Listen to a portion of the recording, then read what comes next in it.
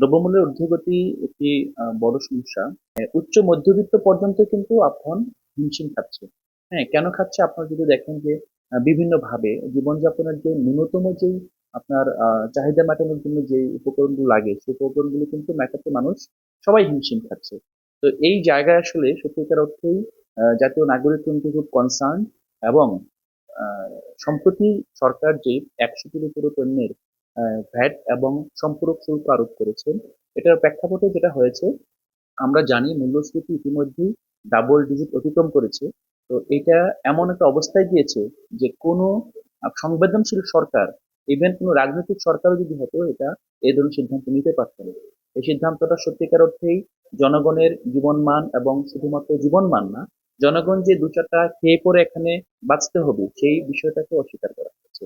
দ্বিতীয়ত, আমরা দেখেছি যে গণঅভ্যুত্থানের পূর্বে মানুষের মধ্যে একটা ধারণা ছিল, যদি আমরা এই স্বৈরাচারকে হটাতে পারি, হ্যাঁ, হয়তোবা মানুষের সুদিন আসবে, হ্যাঁ, ভালো কিছু প্রত্যাশা করি। যেহেতু মানে তখনকার আমরা দেখেছি যে আহ, আপনার যে শ্বেতপত্র কমিটি গঠন করেছে অর্থনীতি বিষয়ে, সেই কমিটির একটা পত্রিকায় প্রকাশিত যে রিপোর্টগুলো, ডিটেলসে না গিয়েই একেবারে যেগুলো এস্টাবলিশড প্রকাশিত রিপোর্ট, সেগুলোর উপর ভিত্তি করে যে প্রতিবেদনটা করেছে, তারা দেখেছে $২৩৪ বিলিয়ন বাংলাদেশ থেকে বিদেশে পাচার হয়ে গিয়েছে।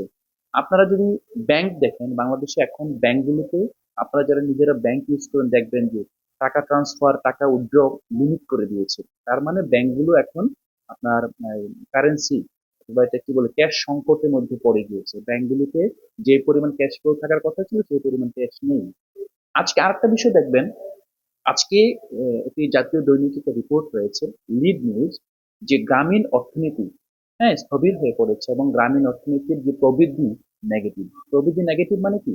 আপনি গত বছর যে পরিমাণ উৎপাদন ছিল, যে পরিমাণ অর্থনীতির আকার ছিল, এই বছর তার চেয়ে আকারটা কমছে।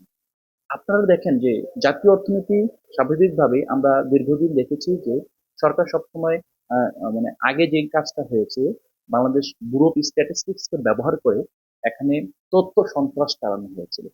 আপনারা এখানে আমরা দেখেছি জনসংখ্যাকে কমিয়ে রাখা হয় এবং আপনারা দেখবেন যে অর্থনৈতিক সুমারি বলে একটা সুমারি আছে।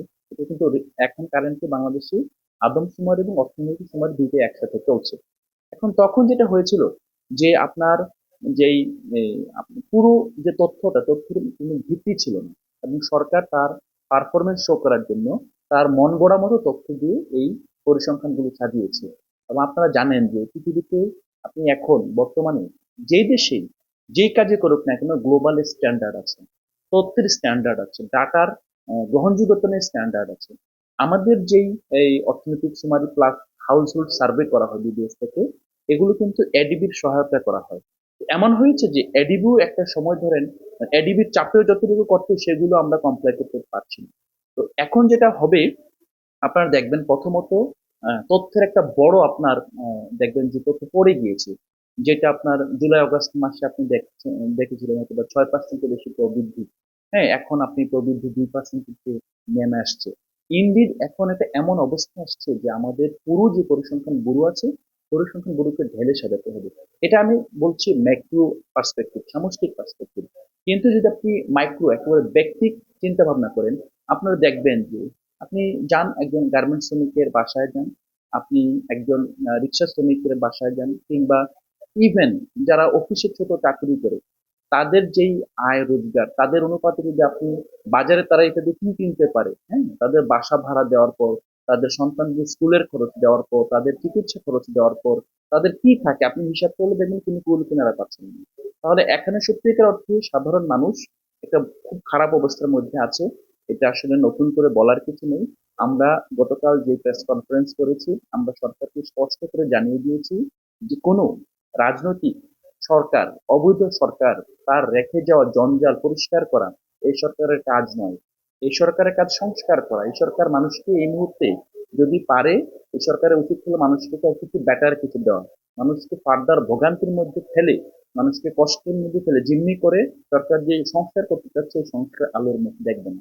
সরকার আসলে একটা বড় জায়গায় ভুল করছে, যে জনগণ যে প্রত্যাশার চাপে গভর্নমেন্টকে অন্য অনেক খরচ কমিয়ে দিয়ে জনগণের যে নিত্য প্রয়োজনীয় দ্রব্য আছে, মানুষের জীবন ধারণ যে একেবারে বেসিক এলিমেন্টস আছে, এগুলোর দিকে জোর দেওয়া দরকার ছিল।